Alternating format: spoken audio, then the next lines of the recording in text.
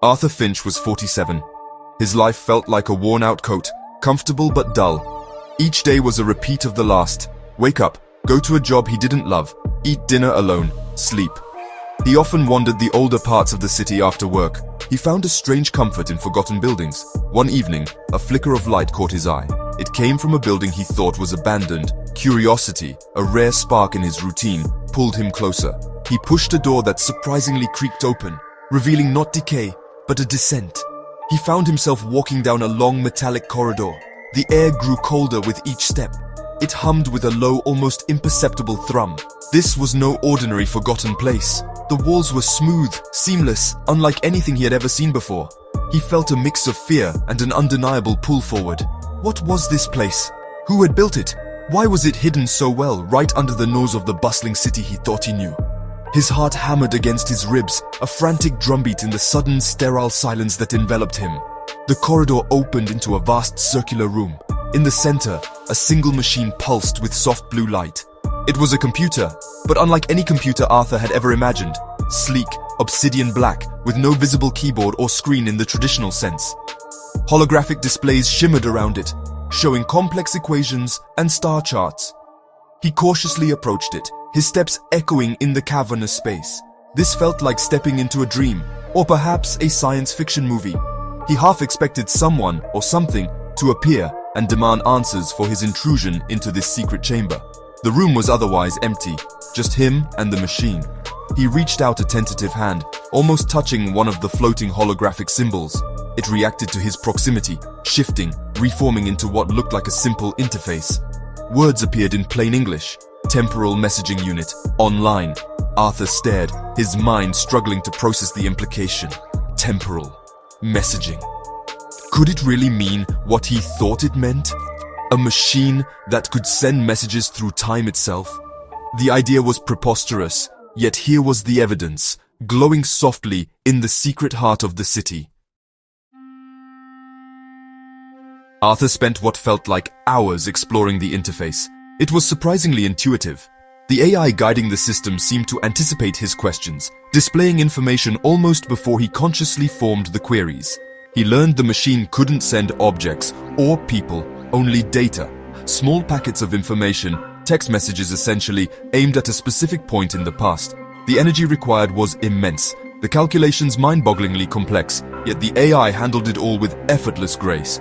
He saw logs of previous test messages, sent only minutes or hours into the past, verifying the system's accuracy.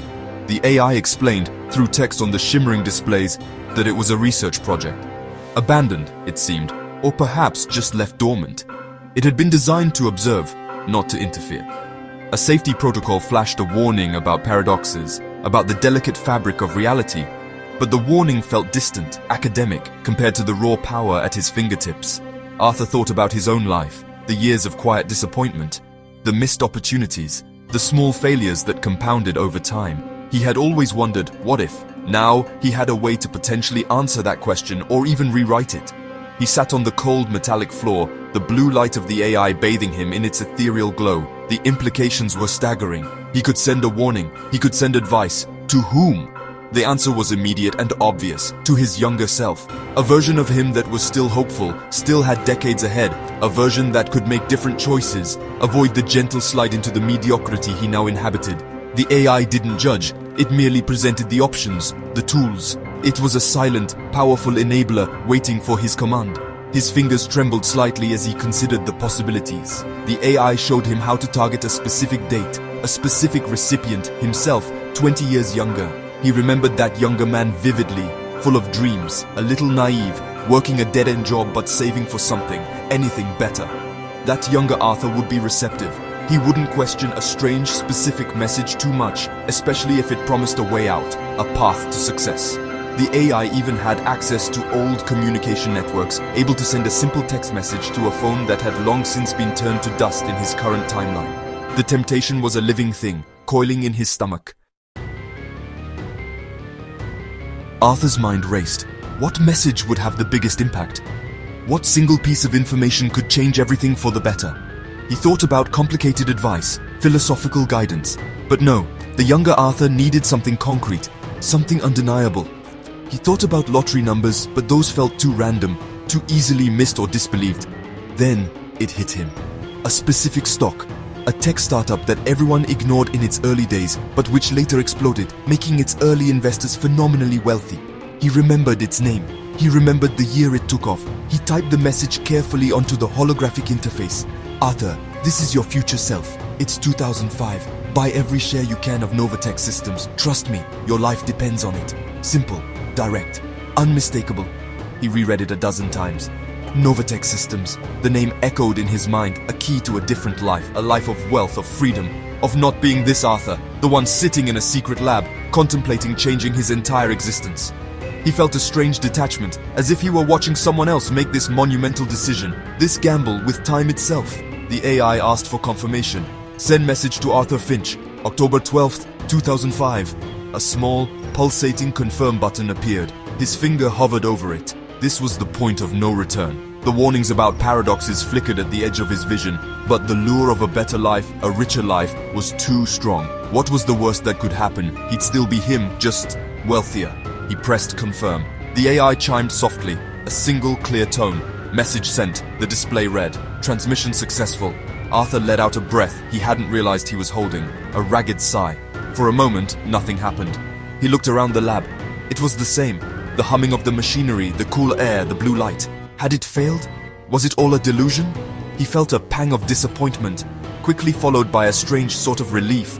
Maybe it was for the best. Then the world dissolved. Not in an explosion, but like a watercolor painting hit by a torrent of rain. Colors blurred, sounds warped. His own body felt like it was being pulled apart and reassembled, atom by atom. It was a sickening, terrifying sensation of utter displacement. When Arthur's senses returned, he was no longer in the cold, secret lab. He was standing in a vast, sun-drenched living room. Floor-to-ceiling windows overlooked a sparkling ocean. The clothes he wore were expensive silk, not his worn-out work attire. His hands, when he looked at them, seemed smoother, younger, though the face in a nearby mirror was still recognizably his, just less tired, less creased with worry. Panic clawed at his throat. It had worked. Oh God, it had actually worked. He was rich. The message had been received. Memories flooded his mind, but they were alien. Memories of a life he hadn't lived, of lavish parties, of important business meetings, of a confidence he'd never possessed. Yet underneath the memories of his old life, the 47 years of quiet struggle were still there, a ghostly overlay. He felt like two people crammed into one body. He walked through the enormous house, a stranger in his own new life. There were photographs of him with people he didn't know, trophies for achievements he didn't earn. It was profoundly disorienting, a deep, unsettling vertigo of the soul. He found his new office. Financial statements showed a net worth beyond his wildest dreams. Novatech Systems had indeed made him a billionaire. But as he sat in the plush leather chair looking out at the perfect view, an aching emptiness filled him. The satisfaction he had craved was absent. This wealth felt unearned, hollow. The struggles of his previous life, the small victories, the lessons learned through hardship, they were gone, replaced by an effortless success that felt like a counterfeit. He had gained the world, but he felt he had lost himself. The Arthur who had earned his place, however modest. He wondered about the lab, about the AI. Did they even exist in this new timeline? Or had his act of changing the past erased their very possibility? He understood then, with a chilling clarity, the true cost of tampering with time. It wasn't just about changing events, it was about erasing experiences, erasing the person you had become. The past, with all its flaws and regrets, was what shaped you. He was rich now, yes, but the man who had sent that message, the desperate, hopeful Arthur in the secret lab, was a ghost, a forgotten echo in a golden cage. Technology offered power, but wisdom was needed to wield it, a wisdom he had tragically lacked.